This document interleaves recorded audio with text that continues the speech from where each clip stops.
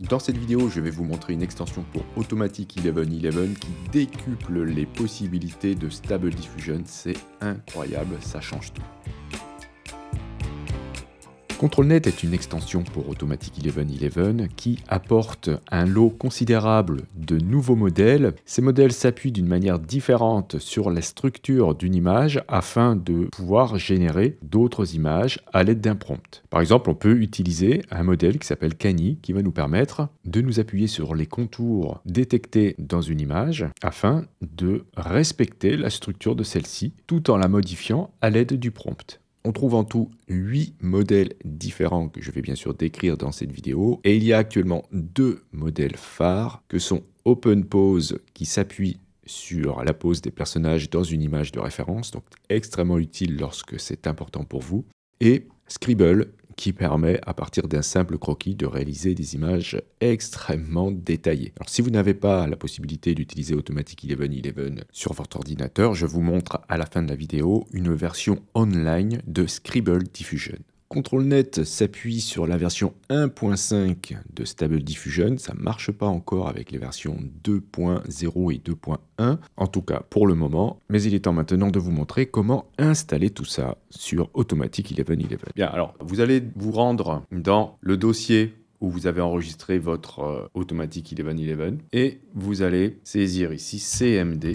Ça va lancer la console de commande directement dans le bon dossier. Ensuite, vous allez devoir écrire ça, pip install opencv-python et vous appuyez sur Entrée. Ensuite, vous allez aller dans Automatic 1111 au niveau de Extension.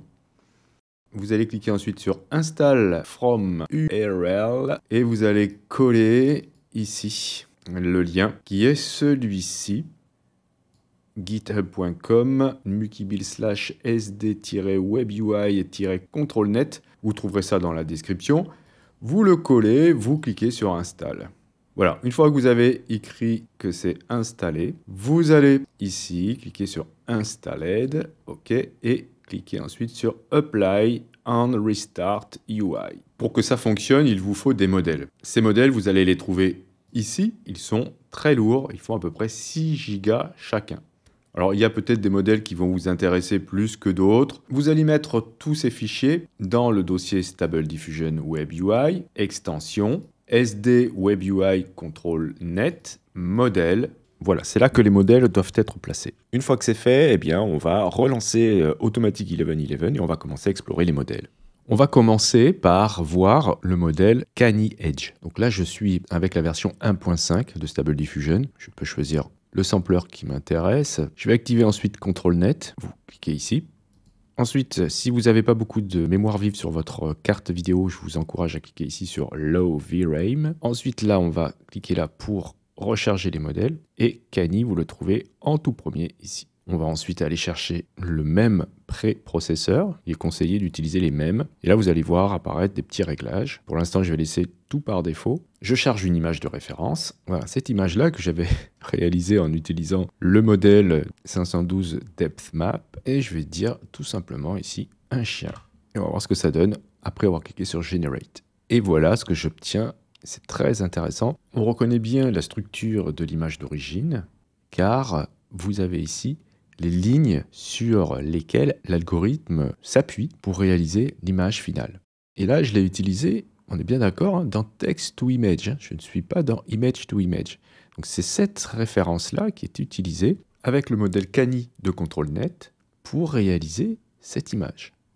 Alors du coup, on pourrait s'amuser à mettre autre chose qu'un chien. Je vais mettre ici un chat. Je ne sais pas ce que ça va donner. Je vais demander à faire peut-être 4 images et on va voir ce que ça donne. Et là, j'obtiens un résultat qui n'est pas très bon, c'est le moins qu'on puisse dire, car on comprend ce qui s'est passé, on devine ici la structure de l'image de départ. Alors là, ce qui est intéressant, c'est qu'il m'a quand même mis les oreilles au-dessus, mais on retrouve les oreilles du chien au départ. Voilà, on les retrouve là. Pourquoi ? Parce qu'en fait, cette image, c'était mon portrait que j'avais converti en chien, et on retrouve mes oreilles ici. En tout cas, ce qui est intéressant, c'est de voir que la structure de base a été reconnue et c'est là-dessus que l'algorithme s'appuie pour créer les autres images. Si vous cliquez ici sur Create Blank Canvas, vous pouvez dessiner quelque chose et essayer de le faire traduire en image. Donc je vais remettre ici 4 et on va voir ce que ça donne. J'obtiens un résultat comme ça. Vous voyez que là, il a refait le dessin avec un contour intérieur et extérieur, ce qui n'est pas du tout bon. Et le résultat est celui-ci. Bon, c'est très intéressant, mais ce n'est pas celui auquel je m'attendais. On verra tout à l'heure qu'il existe un algorithme qui est beaucoup plus adapté à ce genre de choses. J'ai quand même fait un autre test en indiquant qu'il s'agissait d'une photographie et on a des résultats qui sont un petit peu plus proches de ce que j'espérais cette fois-ci, puisque là on a bien mon dessin qui a été repris et le résultat est là aussi assez intéressant. Je vais changer le modèle, je vais choisir Scribble, qui est beaucoup plus adapté pour faire ce genre de modification. Vous devez choisir le bon préprocesseur. Et pour ce modèle, vous pouvez activer ici Scribble Mode. Vous pourrez faire des tests avec ou sans pour voir lequel vous convient le mieux. Et on va voir la différence avec ce modèle. Et là, le résultat est beaucoup plus satisfaisant. Regardez, c'est vraiment le chat que j'ai dessiné, surtout celui-ci. Voilà, donc je suis parti de ça pour obtenir ça.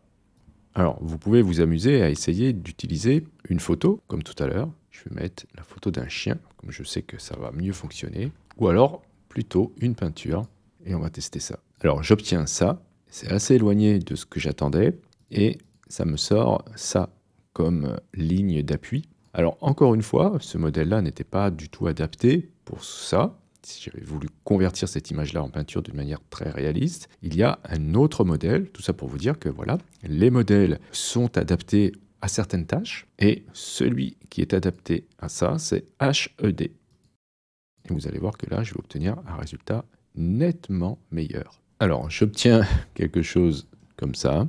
Là, c'est assez intéressant, mais je trouve que c'est pas encore super. Celui-là est pas mal. Voilà les lignes sur lesquelles il s'est appuyé. Alors, on va essayer peut-être de désactiver le mode Scribble et d'augmenter la résolution pour voir s'il ne va pas mieux travailler. Et là, le résultat est nettement meilleur. Voici un autre résultat avec le mot bronze. Alors, c'est pas du tout du bronze, mais je trouve que le résultat est là aussi encore très très sympa. Bien, on va continuer avec un autre modèle qui est celui-ci, qui va nous permettre de travailler sur des choses un petit peu plus géométriques. Je vais partir avec cette photo et je suis allé sur Lexica afin de récupérer ce prompt et on va voir comment on peut adapter ce style sur l'image que j'ai importée. Alors voici le résultat et on voit que ça a bien respecté la structure de l'intérieur de la pièce. Un autre modèle qui se base aussi sur la structure des objets, c'est segmentation. J'ai pu obtenir avec la même image et le même prompt des résultats très intéressants. Et voilà sur quoi s'appuie ce modèle, une représentation en couleur de certains segments de la structure de l'image. Ça ressemble fort au rendu des Material ID dans les logiciels 3D. Alors pour le modèle suivant, j'ai changé de checkpoint, tout ça pour vous dire qu'on n'est pas obligé de rester avec la version 1.5. Mais attention, ce n'est pas compatible avec les versions 2.0 et 2.1.